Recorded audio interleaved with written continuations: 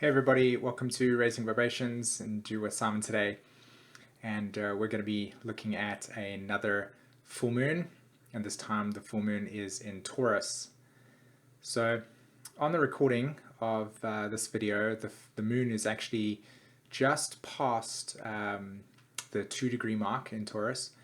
So the full moon has actually taken place, and this chart that you're looking at right now is a reflection of when the moon was actually exactly in opposition to the sun. So, wow, what a really, really interesting couple of days. What an interesting month. What an interesting Venus retrograde. And what an interesting chart that we have at the moment.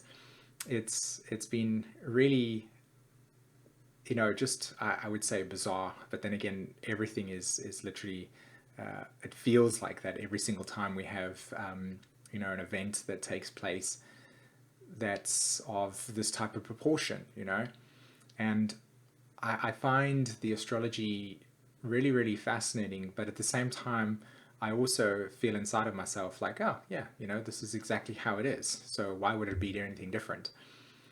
Have a look at the placement of the sun and the moon and the nodal axis. Okay, I mean, you can't even write this stuff up. This is just crazy. They're all at 1 degree, right? And what's really interesting about this is that the nodes of the moon move clockwise around the zodiac, right? So what you're looking at here is the nodes go from 28, 27, 26, 25, 24. So at 1 degree, they're actually completing a whole entire evolutionary cycle through the sign that it's in, right?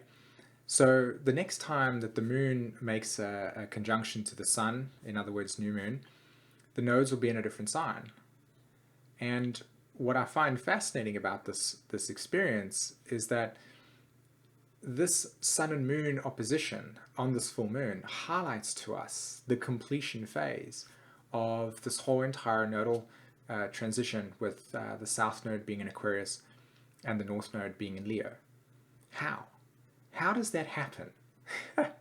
you know, but at the same time, it's like, yeah, of course, this is the nature of how these cycles operate. But it really just amazes me to see how we can have these cycles occur, and when there are major transitions that take place, we have events like the two luminaries, right? The sun and the moon connect with the Venus archetype, which is retrograde in Scorpio in opposition to Uranus in Taurus, who the planetary ruler of Uranus in Taurus is Venus. So Venus conjunct the sun, Uranus conjunct the moon, the two luminaries, and then they're squaring the nodes as well as the sun and moon are doing it at the same time. It's like, is the story that clear, or is it just messing with us? Needless to say, I'm sure that most of you that are witnessing and experiencing this energy right now are asking yourself the same question as we always do with a new and full moon. What is going on? What is actually taking place for us? I felt inspired to kind of share in a way where, of course, the dialogue goes wherever the dialogue goes. For me, it's all guided by an intuitive sense of where I am in the moment and what the next thing is going to be said. So there's generally no structure to the sharing. But one thing that I did want to point out to us was it's really important to have the awareness that when you're looking at the astrology and then you're objectifying it outwardly in the world, that there are different layers to the way that these archetypes express themselves, and that it's really important to look at these different layers and see that if we judged each layer independently of the whole, we would find ourselves not only not seeing the real picture or the true picture, but we would be very sort of limited in the potential to see some of the things that I might be saying in the astrology, or the potential of what is actually occurring at different layers and deeper layers of this human epic, experience. Okay, so let me be more specific about what I mean by that. Right, there's ways in which the South Node in Aquarius and Uranus in Taurus and Venus in Scorpio and the North Node in Leo, or Neptune in Pisces, are going to play out. So in a collective way, in other words, like the most apparent dense vibration, the one that is where everybody is very much interacting with, say 80% of the full awareness of our conscious awakening time, we see it as corruption being exposed, as an example, or we're seeing humanitarian events begin to emerge. We see experiences like the Earth representing, or not representing, but expressing itself through volcano eruptions and earthquakes. Uranus and Taurus as an example, the Earth fracturing and shattering and creating vibrations. And these are very much like what is existing on the outside, Venus and Taurus, again, that's what I meant about the whole sort of like explosion of corruption, and a lot of exposure taking place in the celebrity world regarding the Me Too movement and various other movements that are taking place that have got a root expression of something coming to the surface that wasn't, that's been repressed or didn't want to be confronted, as an example. And then you have this other layer, which is more personal, which is more at home with each of us individually, and this has a lot to do with where you are being affected by the personal transits, right? So not every single person is going to have the South Node in their 7th house, or the transiting South Node in Aquarius in the 7th house. Not everybody's going to have Uranus transiting Uranus in their 4th, like for me as an example. So the context here is that there's always this outer layer of events and how that's existing in the material plane, and then there's how that's personally affecting you. Now, for me, I generally tend to go to how the energy is materializing itself, and then how you can relate to that in your own personal life, So to make sense of what I talk about and what we here at Raising Vibrations do when we write our articles, as an example, and we reflect the things that I want to talk about today, like for instance, let's just jump straight into it. The square between the Sun sitting at 1 degree Scorpio and the South Node at 1 degree Aquarius, and Venus squaring Mars. It's not necessarily in the square as much as it has been in the past, but Mercury squaring Mercury squaring Mars. Jupiter about to, Mars is closing in on the square to Jupiter. These archetypes are revealing to us, okay, right? So I'm moving on to the next step over here. These archetypes are revealing to us that there's a storyline around being liberated from attachments and experiences and emotional bonds that no longer support the ongoing evolutionary cycle that each of us has within our life at this moment. Okay, so when you look at the nodes of the moon being at 1 degree over here, the feeling of energy moving into a funnel, and that energy now kind of in a sense bringing us closer to a convergence, right? Closer to a convergence, closer to something that is saying, okay, now's the time, you got to act, right?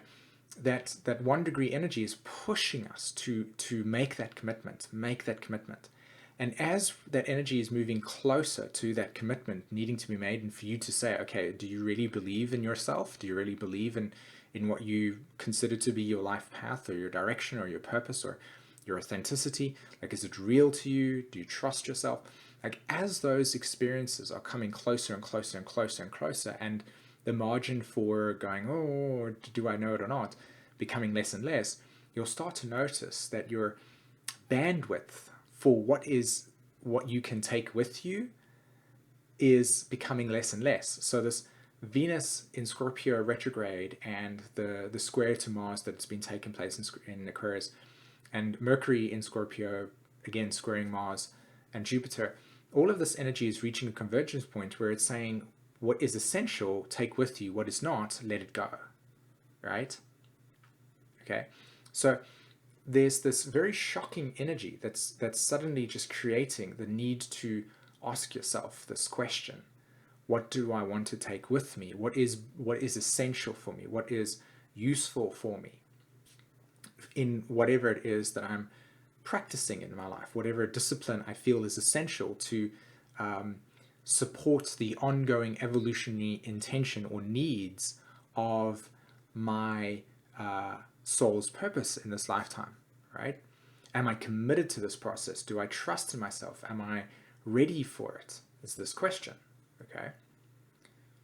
And then you have the other complex that's arising over here as well, is that so much of this energy is also about how you are looking at the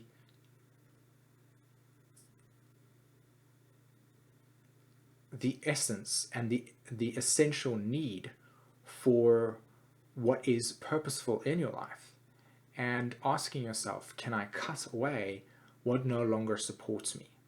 Okay, so continuing with this theme of this convergence point, and what are you bringing with you?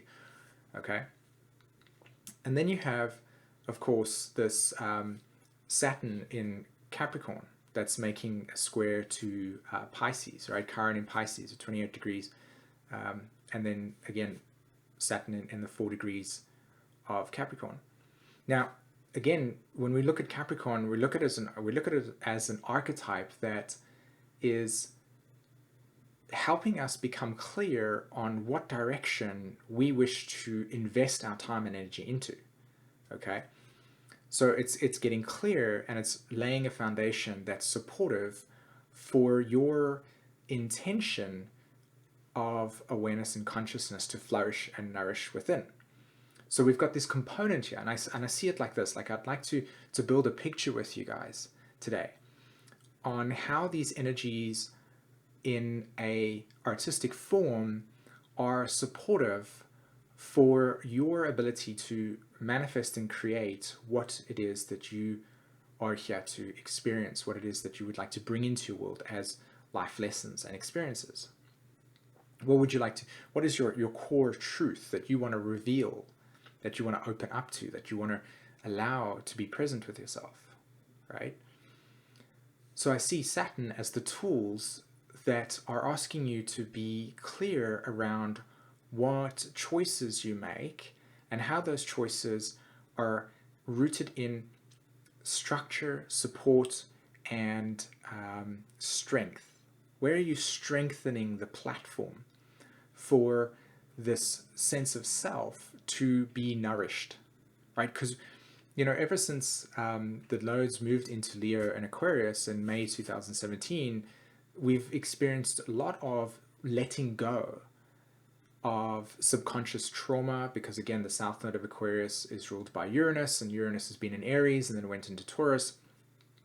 So we've been consistently bombarded with sudden shocks of psychological and emotional, unconscious, emotional and psychological material that exists within our field here, and we're like, oh, our little egos are interacting with it, and we're like, oh, okay, this is I'm being triggered over here, or and we've kind of like needed to move through a lot of this subconscious stuff that prevents us from stepping into something that we know is empowering to us, right?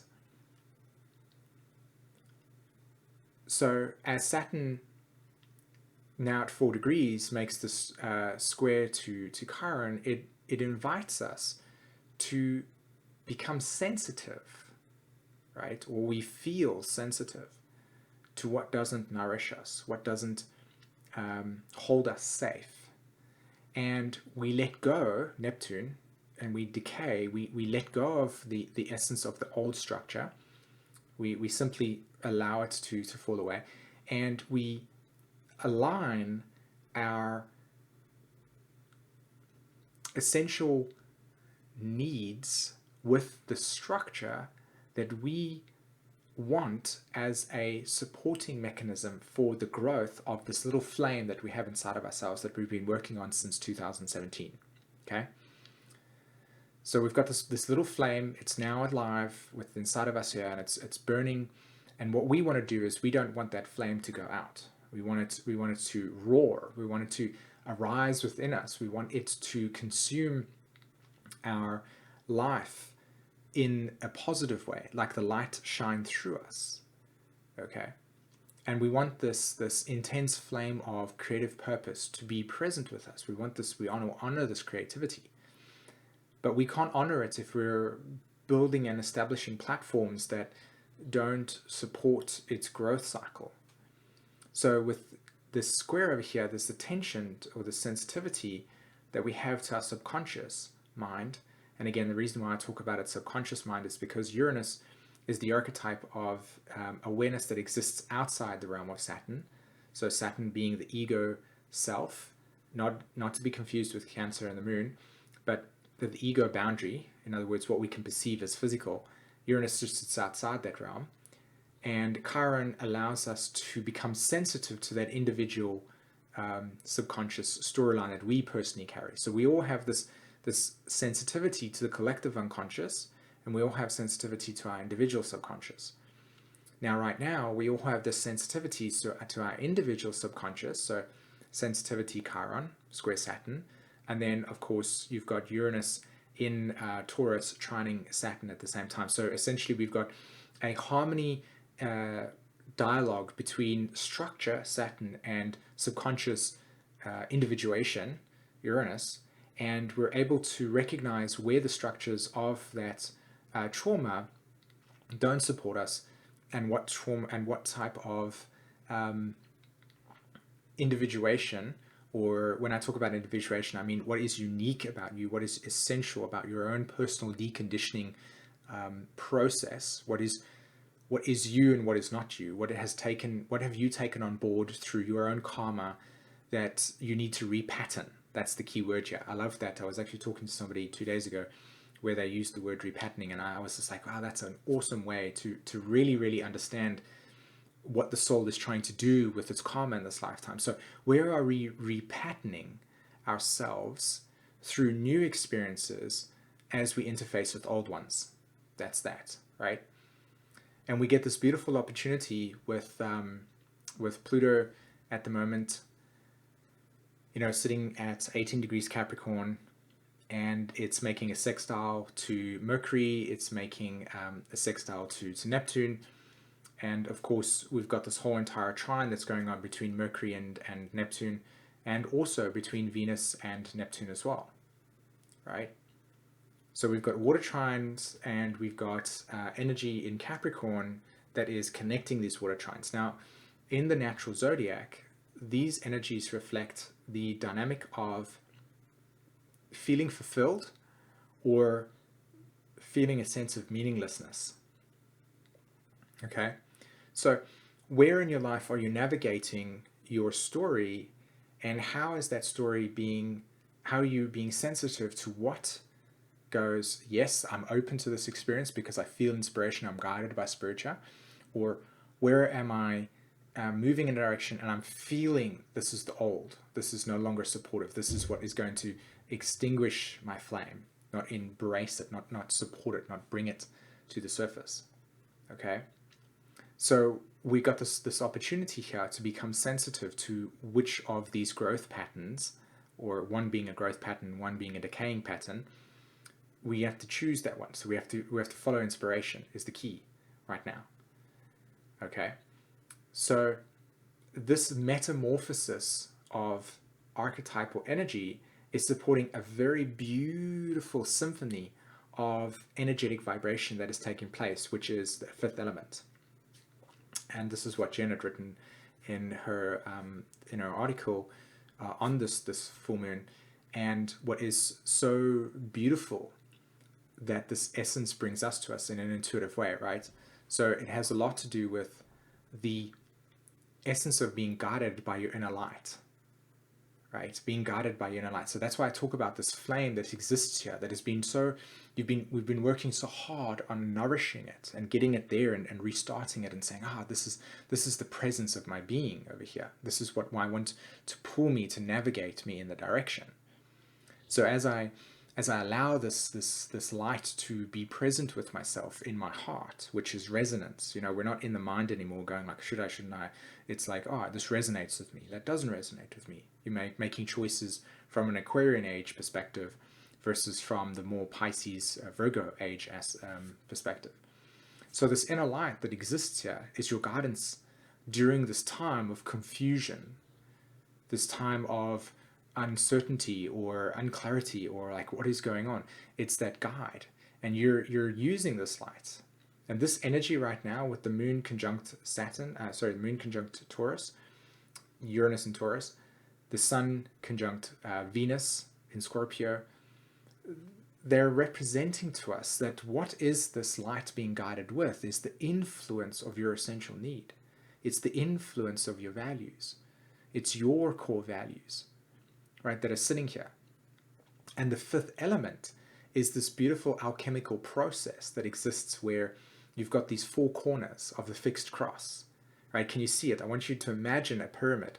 I want you to imagine how the pyramid is sitting on top of this this energy over here, where the four corners point to the 4 points of the fixed cross. And the sun and moon are illuminating what is the essence of this vortex of energy that is here available for us to act upon, to be used to integrate into your vessel, right? So you see these four corners and you're in the middle. Now I want you to imagine that when you're standing in the middle, if you move too much to the south node, if you move too much to the north node, if you move too much to the Uranus or to the Venus archetype, this platform adjusts, like moves like that. And so it's this plane of existence where these four corners are existing, and the alchemical process is not found in, do I commit deeper to relationships, or do I free myself of essential needs, just that language, or do I go into the south node? It's actually standing in the middle and allowing all four of those components to merge together to create a singular beam that exists within inside of yourself, which is your own inner light. It's your fifth element. It's the cosmic creation. It's the creator. It's the source. It's the blueprint of your own existence. It's the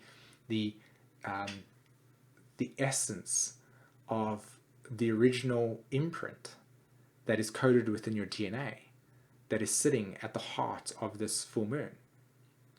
And we have access to that right now by being present with it, right? We look at the different directions and we say to ourselves, which direction do we go in? How do I navigate myself in this way? And the process is integration of all of these archetypes. It's the integration of thriving through attention of love, following what I love. It's the commitment to what I love. And it's the consistent application of love and commitment and support, and or the application of your needs that are essential, your values, that will allow you to strive and allow for the apex of your individuation process and illumination process to occur. Yeah? So it's the integration of all of these 4 points that brings us to a singular point, and that singular point is where the balance of this new moon, or this full moon, exists, pardon me. It's the fifth element. It's the vortex of the self. The alchemical process occurs where we transcend past our limitations. We liberate ourselves from the core attachments that no longer support us as we merge with something that is deeply resonant within us. We embrace ourselves through a loving state of acceptance of truth and beauty and aesthetic appreciation for our life that is here to be witnessed and to be experienced and to be felt and to be bonded with and to be opened to. The feeling of fear that can come up for us during this period of time, to be recognized as an aspect of more of the physical form, right? The interface of the primal brain, as an example, right? The animal part of the body, and how it's so easy for us to not step into our light and to embrace our truth, to break away from those, and to allow ourselves to resonate with the inner calling within inside of ourselves as we navigate with that tool. Because once the nodes, by the way, just so we also know over here, the nodes of the moon are going to be moving into Cancer Capricorn, which we'll release some material next week on, right, talking about what that means for us. But the nodes will be moving into Cancer Capricorn, and this is all about integration. This is all about consistent integration, nurture, support, being able to cultivate what has been established. So now that we have this inner light and we have allowed for it to burn and for us to be present with its state, then in each moment when the nodes move into Cancer Capricorn, we're going to integrate that deeper and deeper and deeper into our lives to open up and expand the potential of what it means to be you. Because for so long as a human race, and so long for us, we have been living in a world in which has been heavily conditioned by things that brought us and took us away from what was purpose within inside of us, what was truth within inside of us. And we live now in an age where this potential for this truth can be more exposed, that we can embrace it within inside of ourselves and witness it and feel it and honor it and be consumed by it, consumed by our own source. And all of these energies over here gives us this potential right now to awaken that within us.